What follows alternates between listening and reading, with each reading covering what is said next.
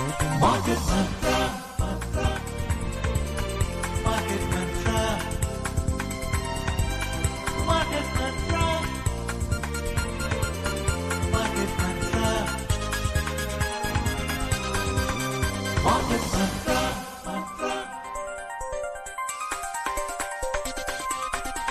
Market Mantra. Good evening, listeners, and welcome to yet another edition of Market Mantra, in which we give you a complete update on the economic news of the day. And today being Saturday, we'll also be taking calls from our listeners on any queries that you may have on business, economic and stock market matters. But do remember that we do not address stock or company specific queries. To connect with us, you can call us on 2331 4444, 2342-1050 and 2331-0464. And of course, do prefix the code 011. Along with my co-anchor Harsh Ranjan, I am Sarabjit Kaur. Hello Sarabjit और नमस्कार श्रोताओं, हाजिर हैं हम market मंत्र के एक और ताजा अंक के साथ। इस कार्यक्रम में देश विदेश की आर्थिक खबरों का जायजा लेंगे, नजर डालेंगे प्रमुख अंतर्राष्ट्रीय शेयर बाजारों पर, चर्चा करेंगे कि कैसा रहा इस सप्ताह हमारा घरेलू शेयर बाजार। और हाँ, चूंकि दिन शनिवार का है और जैसा कि आपको मालूम है आज का दिन श्रोताओं के लिए ही होता है, तो श्रोता आप चाहें तो कोई भी सवाल अर्थ जगत से संबंधित, शेयर मार्केट से संबंधित हमसे पूछ सकते हैं। 3 टेलीफोन लाइन्स हमने आपके लिए खोले हुए हैं। नंबर हैं 23314444, 2342 1050, 23 464। किसी भी नंबर पर फोन करें, हमसे सवाल पूछें। आपके सवालों का जवाब देने के लिए हमारे साथ उपलब्ध आर्थिक विशेषज्ञ राजीव रंजन। राजीव, बहुत बहुत स्वागत आपका मार्केट मंत्रा में। नमस्कार। And now let's begin today's market Mantra with the headlines in English. Prime Minister Narendra Modi inaugurates multiple development projects worth over 9,000 crore rupees in Mizoram. Domestic markets rise for the second straight week. Sensex and Nifty gain 1.5% this week. And global crude oil prices surge this week on concern over Russian crude supply. Brent jumps over 2% to end nearly $67 a barrel. प्रधानमंत्री नरेंद्र मोदी ने आज मिजोरम में 9,000 करोड़ रुपए से अधिक की विकास परियोजनाओं का किया शुभारंभ। इस सप्ताह घरेलू शेयर बाजारों में बढ़त, सेंसेक्स निफ्टी में 1.5% का उछाल और कच्चे तेल की अंतर्राष्ट्रीय कीमतों में भी बढ़त। ब्रेंट 2% बढ़कर प्रति बैरल $67 हुआ।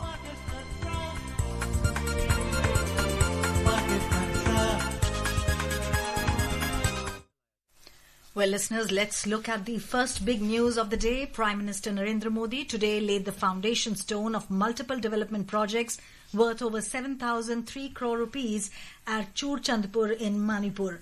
The 19 projects include Manipur Urban Roads, Drainage and Asset Management Improvement Project, 5 National Highway projects, Manipur Infotech Development Project, Working Women Hostels at 9 locations, among others. Addressing the gathering, Mr. Modi said, the projects unveiled today will improve people's lives in Manipur in terms of infrastructure and health care. Mr. Modi added that Manipur is a vital pillar of India's progress. The Prime Minister highlighted that since 2014, the government has laid emphasis on improving connectivity in the region. He said the central government has increased the budget for rail and road. Harsh, I see my first caller is here. We have... Yes, Pankaj. Yes, Pankaj from Kolkata. जी पंकज जी, सवाल पूछ लें अपने। जी नमस्कार। नमस्कार जी, हमारा एक प्रश्न है कि मेरा अकाउंट SBI में है। मैंने वहाँ पता किया था कि किसान विकास पत्र एक योजना होती है, वो योजना क्या वहाँ मिल पाएगी कि नहीं, तो उन्होंने बताया वहाँ पे नहीं है। तो क्या आप बता सकते हैं कि क्या कोई अदर्स कोई ऐसा बैंक है जिसमें किसान विकास पत्र योजना के द्वारा उसमें लमसम अमाउंट फिक्स किया जाए? एक क्वेश्चन है। दूसरा क्वेश्चन यह है कि यदि मैं पोस्ट ऑफिस से ही मैं किसान विकास पत्र योजना के द्वारा यदि मैं फिक्स डिपॉजिट करता हूँ और उस डिपॉजिट किए हुए सर्टिफिकेट को यदि मैं अपने बैंक अकाउंट में गिरवी रख के उसके अगेंस्ट यदि मैं कभी फ्यूचर में लोन लेना चाहूँ तो क्या मिल सकती है? तो बताएं इसके पीछे। जी देखिए, किसान विकास पत्र जो डाकघर की तमाम छोटी बचत योजनाएं हैं उनमें से एक है और आमतौर पे आप किसी भी डाकघर में जाएं तो वहां तो उपलब्ध होगी ही, लेकिन बहुत सारे बैंकों में भी उपलब्ध होती है और एसबीआई में यह उपलब्ध न हो तो ये थोड़ा सा आश्चर्य का विषय हो सकता है। वो उस खास शाखा में ऐसा हो कि वहां पर प्रबंध ना हो, लेकिन आमतौर पे सरकारी बैंकों में ये उपलब्ध रहते हैं। अगर ऐसा आपके पास की ब्रांच में नहीं है तो आप नजदीकी डाकघर में जाकर इसे हासिल कर सकते हैं। अमित हमारे अगले कॉलर हैं दिल्ली से जुड़े हुए। अमित जी सवाल पूछने अपना। जी सर, सभी का नमस्कार। सर मेरा प्रश्न ये है कि जैसे कि मान लीजिए कि हमारे देश में कभी कभी क्या होता है, आलू और टमाटर की पैदावार ज्यादा हो जाती है और ज्यादा पैदावार होने के कारण किसानों को उचित मूल्य नहीं बेच पाता है। तो मैं सर ये पूछना चाह रहा हूँ, जो चिप्स 50 ग्राम के 10 रुपए में हम खरीदते हैं, उस हिसाब से 200 रुपए किलो आलू की कीमत हो गई सर, जबकि किसानों को 10 रुपए किलो भी आलू नहीं मिल पाती है सर। तो मैं चाहता हूँ कि जो चिप्स बनाने वाली कंपनियां हैं, सरकार उन पे ऐसी बाध्यता करें कि आपको एक कॉन्ट्रैक्ट के तहत आपको आलू खरीदना है और इस रेट पे बेसिक प्राइस पे आपको खरीद के रखना है, स्टोर भी आपको ही करना है, कोल्ड स्टोर आपको ही बनाना है। इस तरह कोई प्रावधान हो सकता है क्या सर? इस तरीके का प्रावधान आप सिस्टमिक चीज कह रहे हैं। आप सुझाव के तौर पर तो ये अच्छा है, लेकिन ये कैसे होगा ये प्रावधान? इसमें बहुत सारी व्यावहारिक दिक्कतें हैं। अब चूंकि ये बाजार का कार्यक्रम है तो ये चर्चा अलग तरफ चली जाएगी, इसलिए शायद हमें आगे बढ़ना चाहिए। बिल्कुल। Let's connect with our next caller Jitendra from Delhi. Jitendra ji अपना सवाल पूछिए। मार्केट मंत्री की सारी टीम को मेरा नमस्कार। जी और नमस्कार। राजीव जी को भी नमस्कार।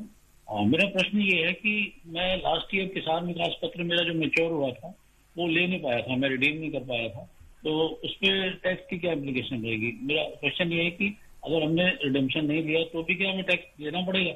और दूसरी बात है कि इस साल मैं जैसे उसको रिडीम कराऊंगा तब मैं टैक्स दे ही दूंगा, तो यही इसमें रिफ्लेक्ट कर रहा है, तो उसके लिए क्या करना चाहिए? धन्यवाद। जी देखिए, अब किसान विकास पत्र में कोई टैक्स का लाभ तो है नहीं। जो भी आप उससे हासिल करते हैं वो उस पर जो आपको ब्याज मिलता है उस पर आपको टैक्स तो देना पड़ता है, तो आपको जाहिर तौर पे उसे अपने रिटर्न में शामिल करना होगा जब आप उसे रिडीम करेंगे।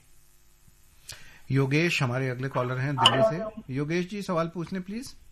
जी मेरा सवाल ये है कि जैसे अब गवर्नमेंट की पॉलिसी भी है और पेट्रोल में E20 लागू हो गया है, तो क्या एथेनॉल से जुड़े हुए कुछ शेयर्स खरीदने का सही समय है या फिर अभी वेट किया जाए? देखिए, बहुत स्पेसिफिकली तो इस कार्यक्रम में हम वैसे नहीं करेंगे, लेकिन हम राजीव से जरूर ये जानना चाहेंगे कि एनर्जी सेक्टर में निवेश कैसा रहने वाला है। जी, इनका प्रश्न चूंकि इथेनॉल से संबंधित है, तो इथेनॉल का सबसे बड़ा फायदा चीनी कंपनियों को मिला है। उनकी वायबिलिटी इथेनॉल के इस्तेमाल की वजह से, जो ईंधन में इस्तेमाल हो रहा है इथेनॉल का, ब्लेंडिंग हो रही है, उसके चलते चीनी कंपनियों की वायबिलिटी काफी सुधरी है। और ये हमें हाल में शेयर बाजार में चीनी कंपनियों के प्रदर्शन में भी देखने को मिला है। तो इंडिविजुअली किसी स्टॉक पर तो बात नहीं हो सकती है, लेकिन इन जनरल आप कह सकते हैं कि हाँ, चीनी शेयरों को इसका फायदा मिला है। आचार्य जी हमारे साथ जुड़ चुके हैं। आचार्य जी नमस्कार, सवाल पूछ लें। जी सर नमस्कार। नमस्कार जी। मेरे एक तो क्वेश्चन है, वाइटल क्वेश्चन। मेरे एनपीएस है सर। हाँ, तो एनपीएस में कभी पैसा जमा करना जो बैंक में, वो लोग बोलते हैं TR1 में जमा करेगा, TR2 में जमा करेगा। आप थोड़ा ब्रीफ कर दीजिए क्या है सर TR1 TR2? नहीं, एक बार आप और पूछेंगे क्या आप कह रहे हैं? एनपीएस में टीयर 1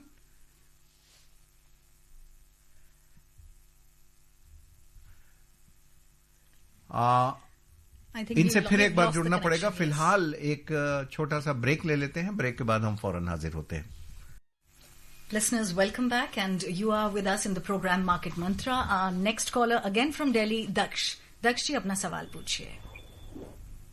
जी सर, मैं ये पूछना चाहता हूँ कि जीएसटी जैसे 22 तारीख से कम होके लग जाएगा, तो जैसे गोल्ड खरीदने पर भी क्या जीएसटी लगता था? और जिन दुकानदारों ने जिन गोदामों में अपना माल भर रखा है पहले के जीएसटी रेट से, तो क्या हमें 22 तारीख के बाद से हमें वही रेट से मिलेगा जो कम होके मिलेगा, कि जो दुकानदार अपनी मनमर्जी से ही हमारे को ये रेट से अपने को सामान मिलेगा? इस पे क्या हम इसके ऊपर क्या अपनी तरफ से क्या निगरानी रख सकते हैं? जी देखिए, सोने पे जो जीएसटी की दर है उसमें कोई बदलाव तो हुआ नहीं है, इसलिए अगर आपका सवाल स्पेसिफिकली सोने के संबंध में है, गोल्ड के संबंध में है, तो वहां पर इस संबंध में कोई 22 तारीख से कोई बदलाव नहीं होने वाला है। रत्नाकर मुंबई से हमारे अगले कॉलर हैं। रत्नाकर जी, स्वागत है आपका मार्केट मंत्रा में, सवाल पूछ लें। Hello, good evening sir. हाँ, मेरा सवाल है कि अभी लास्ट वीक में तो मार्केट रेजिंग था, राइज कर रहा था जी, तो ऐसी हालत में वो डिफेंस सेक्टर में थोड़ी कमी आ रही है ऐसे लग रहा है, तो डिफेंस सेक्टर का आगे आने वाला कल कैसा रहेगा, ये एक सवाल है। और आईटी सेक्टर, डिफेंस और आईटी के बारे में पूछ रहे हैं, लेकिन चूंकि राजीव इनका सवाल जुड़ा हुआ है मार्केट से, तो पहले हम अपने श्रोताओं को बता दें कि इस सप्ताह मार्केट कैसा रहा। घरेलू शेयर बाजारों में इस सप्ताह 1.5% से अधिक का उछाल रहा है। ये पिछले 3 महीने में लगातार दूसरा सप्ताह था जब सेंसेक्स, निफ्टी बढ़े हैं इतने। सेंसेक्स में पूरे सप्ताह के दौरान 1194 अंक की बढ़त रही है और ये 81,905 पर रहा। निफ्टी भी 373 अंक बढ़ा पूरे सप्ताह के दौरान, 25,114 पर आ गया। विस्तारित बाजार की बात करें, BSE mid cap, BSE small cap दोनों में 1.5% से अधिक की बढ़त रही। और जो प्रमुख वजह इसकी हम मानते हैं शायद भारत अमेरिका का जो ट्रेड टेंशन है वो थोड़ा कम होने की आशा है, उस दिशा में थोड़ी सी वार्ता बढ़ी। और यूएस फेडरल द्वारा रेट कट भी किया जा सकता है, ऐसा भी अनुमान है। तो क्या ये वजह रही बाजार में बढ़ने की? देखिए, बाजार कुछ तो तकनीकी वजहों से भी बढ़ता है और ये आशा बीच में जरूर कुछ बयान इस तरह के आए हैं हाल में जिनसे लगता है कि शायद जो ट्रेड डील को लेकर के निराशा बन गई थी एकदम, उतना निराश होने की जरूरत नहीं है, बातचीत आगे बढ़ रही है। हालांकि उस पर अभी भी मेरे हिसाब से तो वेट एंड वॉच रखना चाहिए जब तक कि अंतिम रूप से कोई फैसला हो नहीं जाता, क्योंकि ये बातचीत कई बार होते होते रह जाती है। इससे पहले अप्रैल में भी हमने सुना था अमेरिका के वित्त मंत्री को कहते हुए कि भारत के साथ सबसे पहले समझौता होने वाला है। बाद में उनके विचार के वजह से बदल गए, ये वही बेहतर जानते हैं। तो ट्रेड डील एक उत्साह का कारण बाजार में जरूर है, बाकी तकनीकी वजहें भी अपनी हैं। और जो जीएसटी का बदलाव हुआ है उसने बाजार के अंडर करंट को बदला है। तो मैं ट्रेड डील से ज्यादा ये देख करके चल रहा हूं कि जीएसटी की घोषणा होने के बाद से बाजार में अंडर करंट जो है वो नीचे गिरावट काफी अरेस्ट हुई और उसके बाद बाजार ने वापस अपनी दिशा ऊपर की ओर की है। और देखिए, भारत इस समय आत्मनिर्भरता की ओर बढ़ रहा है। एक तरीके से विकसित भारत 2047 का लक्ष्य है, उसे प्राप्त करने के लिए बड़ी तेजी से बढ़ रहे हैं। और हमने देखा कि डिफेंस सेक्टर की अभी बात कर रहे थे, सवाल भी आया था। डिफेंस में पहली बार हम इतने आत्मनिर्भरता की ओर आगे बढ़े हैं कि हम अब एक्सपोर्ट कर रहे हैं डिफेंस में। तो ऐसे में डिफेंस सेक्टर कैसा रहने वाला है शेयर बाजार की नजर में? देखिए, 2 चीजें होती है। एक, बिजनेस का एनवायरमेंट कैसा है, तो वो काफी अच्छा है, प्रोस्पेक्ट्स काफी अच्छे हैं। आप पूछेंगे शेयर बाजार में वो कैसा चल रहा है, तो अगर कोई चीज पहले ही महंगी हो जाए तो उसमें आपको आगे कितना फायदा मिलेगा ये आपको सोचना है। तो डिफेंस में संभावनाएं बहुत बड़ी हैं, कंपनियां काफी अच्छा कर सकती हैं, लेकिन वैल्यूएशंस कई जगहों पर काफी पहले से ही रिच हो गए हैं, तो इसलिए आपको बहुत सावधानी के साथ उसमें चुनाव करने की जरूरत है। So, well, before we take a deep dive into the subject of GST and also go back to our callers, let's take a short break. Listeners, welcome back to Market Mantra. जय कुमार जी जुड़ चुके हैं हमारे साथ गाजियाबाद से। Market मंत्रा की पूरी team को मेरा नमस्कार। जी नमस्कार। मेरे 2 सवाल हैं। एक सवाल तो ये है कि निफ्टी 50 इंडेक्स की तरह क्या डिफेंस का भी कोई इंडेक्स है और उसका नाम? दूसरा, ये सुनने में आ रहा है कि एथेनॉल ब्लेंडेड पेट्रोल यूज करने से इंजन खराब हो रहे हैं। जी देखिए, आप अगर डिफेंस के बारे में कोई पर्टिकुलर इंडेक्स देखना चाहते हैं तो आप निफ्टी इंडिया डिफेंस ये इंडेक्स आप देख सकते हैं, उसको ट्रैक कर सकते हैं। और इथेनॉल ब्लेंडिंग के बारे में आपको बहुत ज्यादा शक शुबा नहीं रखना चाहिए। ये ब्लेंडिंग सिर्फ भारत में नहीं हो रही है, दर्जनों देशों में हो रही है और बहुत सारे विकसित देशों में हो रही है। तो आप इथेनॉल ब्लेंडिंग के बारे में बहुत चिंतित न रहें, लेकिन हाँ ये जरूर है कि आपको अपनी गाड़ी की कंपैटिबिलिटी जरूर ध्यान में रखनी चाहिए। यदि आपकी गाड़ी पुरानी है तो शायद आपको सीमित ब्लेंडिंग वाली जो 10% तक ब्लेंडिंग जो जिस पेट्रोल में हो आप उसका इस्तेमाल कर सकते हैं। 20% जो है वो शायद नई गाड़ियां जो आ रही हैं उनके लिए ज्यादा अनुकूल है। बिल्कुल ठीक। अंबुजा ओडिशा से हमारे साथ जुड़ गए हैं। अंबुजा जी, बहुत बहुत स्वागत आपका। आप सवाल पूछ लें please. Good evening Market Mantra. Good evening. Good evening. Hello Harsh ji, hello Rajiv ji, hello Sarabjit ji. My question is what is cash flow statement? Thank you. क्या दोबारा पूछना पड़ेगा Ambuja? What is cash flow statement? Cash flow. What is cash flow statement? Cash flow statement, okay. देखिए, जब आप company की fundamental analysis करें, उनके आप आंकड़ों को देखें, तो कैश फ्लो एक बहुत महत्वपूर्ण पहलू है जिस पर आपको नजर रखनी चाहिए। यदि कंपनी का कैश फ्लो अच्छा है तो जाहिर सी बात है कि फिर आप उस कंपनी की आगे की संभावनाओं के बारे में निश्चिंत रह सकते हैं। कैश फ्लो एक महत्वपूर्ण पहलू है, जरूर देखना चाहिए। Harsh, before we move forward in the program, let's take a look at what we have on the GST reforms. Correct. On the occasion of Independence Day this year, from the ramparts of Red Fort, Prime Minister Narendra Modi announced the next generation of GST reforms by Diwali. His vision was realized on 3rd September with the GST Council reducing tax rates in many household goods to ease the life of common people. Today we take a look at the reforms for the tax-free goods. We have a report on this. Under the next generation GST reforms, the government has taken significant steps to ease the burden on the common man by exempting several essential goods from the GST. Under the new structure, consumer goods including vegetables, fruit, nuts and juice have been reduced from 12% to 5% slab. Snack items such as namkeens, bhujia and mixtures have also been brought down to 5% from the previous 12% tax rate. Furthermore, the GST on sugar confectionery including candies, toffee, jelly has come down from 18% to 5% tax bracket to ease the burden on products made primarily through sugar. Talking to the media, a grocery shopkeeper Suresh said that the government has given big relief to the people ahead of the upcoming festive season. पहले 18% GST था, सो उसको आज 12% कर दिए। 5% था, सो GST उसको 0 कर दिए। आज तेल, साबुन, पेस्ट, घी, तेल सभी को 5% कर दिया। ये सेंट्रल गवर्नमेंट का बहुत बड़ा चमत्कार है। The GST rate cuts will result in lower retail prices, which in turn will encourage the consumption of daily essential goods and increase demand for manufactured products, including processed food items. Reduced prices for almost all food products are expected to promote ease of living, boost demand, attract fresh investments, and generate employment. Nitika Gupta, Akashvani News, Delhi.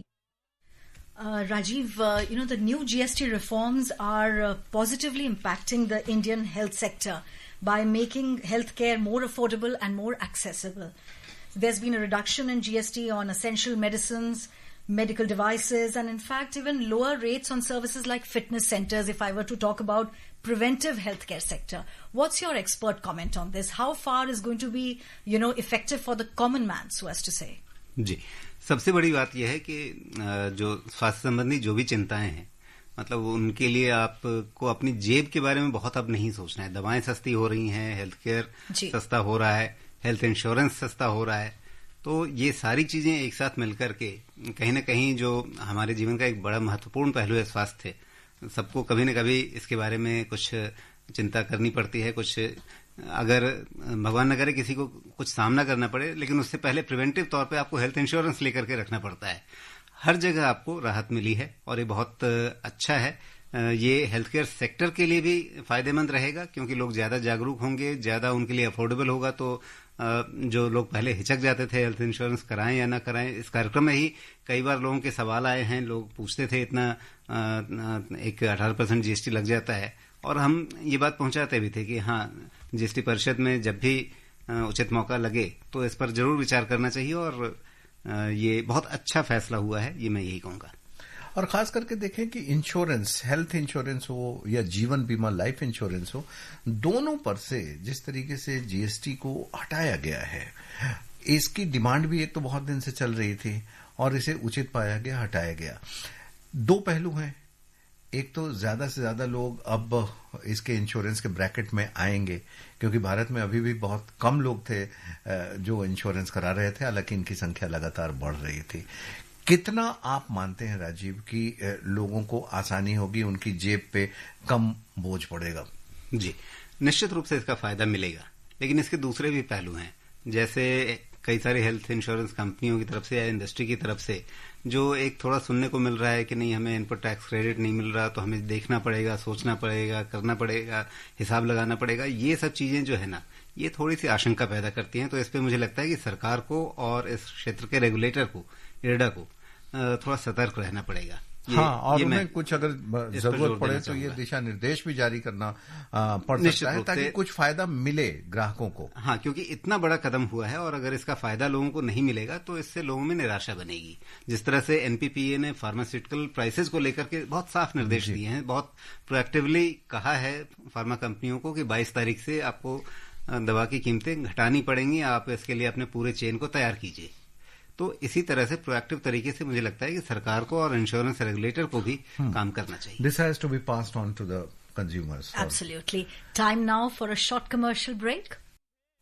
Listeners, welcome back to your very own show, Market Mantra, and I see that Shankar ji जुड़ चुके हैं हमारे साथ भोपाल से। शंकर जी अपना सवाल पूछिए। नमस्ते मार्केट मंत्रा टीम। जी नमस्ते। Sir, my question is about gold, private bank and PSU banks. PSU bank काफी दिनों से चले नहीं है, तो क्या उनके ऊपर फोकस किया जाए? प्राइवेट बैंक भी कोई ज्यादा नहीं चले हैं, क्या वो बेटर रहेंगे? या हम लोगों ने जिसने गोल्ड 10 मिस कर दिए, क्योंकि गोल्ड तो अब बहुत तेज हो चुका है, कि अभी भी गोल्ड में आपको लगता है कुछ बचा है गोल्ड ईटीएफ में फॉर इन्वेस्टर? किस तरफ ज्यादा ध्यान दें? जी देखिए, जो सबसे पहले अगर गोल्ड प्राइसेस की ही बात करें, काफी ज्यादा तेजी आ चुकी है और ये साल खासतौर पे सोने के लिए बहुत तेज रहा है। तो काफी चल जाने के बाद हमेशा ही सावधानी बरतने की सलाह दी जाती है। हालांकि कई बार ये होता है कि एक्सुबरेंस या मार्केट फोर्सेस इस तरह से काम कर रहे होते हैं जिसमें आप पहले से प्रेडिक्ट नहीं कर सकते कि ठीक है, आज की तारीख में अगर सोने की कीमतें 1.10 के आसपास पहुंच रही हैं तो क्या कल को वो 1.15 नहीं हो जाएंगी। इसकी कोई भविष्यवाणी नहीं कर सकता, लेकिन इतनी तेजी आ जाने के बाद आपको सावधान रहना चाहिए और उसमें एक्सपोजर कम रखना चाहिए। दूसरा आपने पूछा है बैंकिंग सेक्टर के लिए, तो बैंकिंग सेक्टर पूरे मार्केट में एक ऐसे क्षेत्र की तरह से है जो काफी जरूरी है। लगभग 1/3 हिस्सा वेटेज जो है पूरे बाजार में इसी सेक्टर का है। बाजार को अगर आगे बढ़ना है तो बैंकिंग सेक्टर को आगे बढ़ना पड़ेगा। भारतीय अर्थव्यवस्था को अगर आगे बढ़ना है तो बैंकों के बिना अर्थव्यवस्था आगे नहीं बढ़ सकती। तो ये बहुत ही महत्वपूर्ण या कह लें केंद्रीय क्षेत्र है आपकी अर्थव्यवस्था के लिए और आपके शेयर बाजार के लिए भी। इसके बिना बाजार की गाड़ी भी आगे नहीं बढ़ेगी। तो आपके पोर्टफोलियो में इसका हिस्सा अच्छी तरह रहना चाहिए, जरूर रहना चाहिए। स्थितियां बनती हुई दिख रही हैं कि हाँ, शायद पीएसयू बैंकों में तेजी नजर आए, प्राइवेट बैंक भी बहुत पीछे नहीं रहेंगे।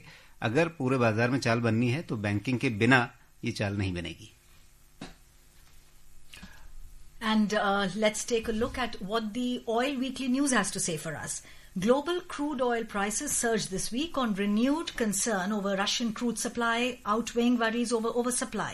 Both Brent and US crude oil future jumped between 2% and 3% this week. Brent crude $66.99 a barrel, while US crude ended the week at $62.69 per barrel. And we like to have a brief comment on this from Ranjan. जी देखिए, पिछले कुछ समय से कच्चे तेल की कीमतें एक दायरे के अंदर हैं, ऊपर नीचे चलता रहता है। कभी किसी हफ्ते में थोड़ा सा कम ज्यादा, इस हफ्ते में थोड़ी सी बढ़त रही है, लेकिन मोटे तौर पे आप समझे तो अभी हाल में हमने $65 के आसपास के भाव देखे थे। ऊपर 70-72 तक भी जा रहा है, लेकिन एक दायरा बना हुआ है और अभी फिलहाल कोई ऐसा कारण नहीं दिख रहा है जिसके चलते इसकी कीमतें बहुत तेज बढ़े। लेकिन कोई बहुत बड़ी गिरावट यहाँ पे आए ऐसा भी इस समय नहीं लग रहा है। बिल्कुल बिल्कुल। और आज के लिए वक्त खत्म हो रहा है। तमाम श्रोता आप हमसे जुड़े, आपका बहुत बहुत शुक्रिया। और राजीव रंजन, आप आए, आपने तमाम विषयों पर चर्चा की, आपका भी दिल से धन्यवाद। बहुत धन्यवाद, नमस्कार।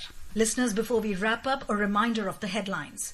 Prime Minister Narendra Modi inaugurates multiple development projects worth over 9,000 crore rupees in Mizoram.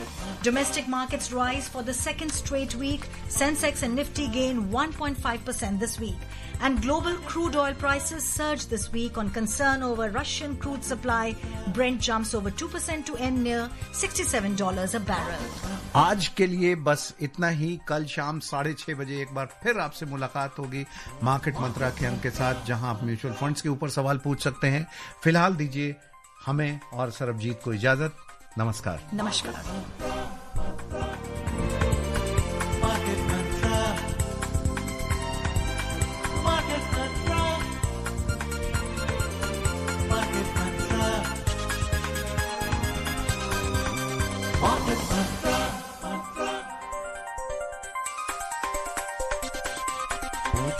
Market Mantra.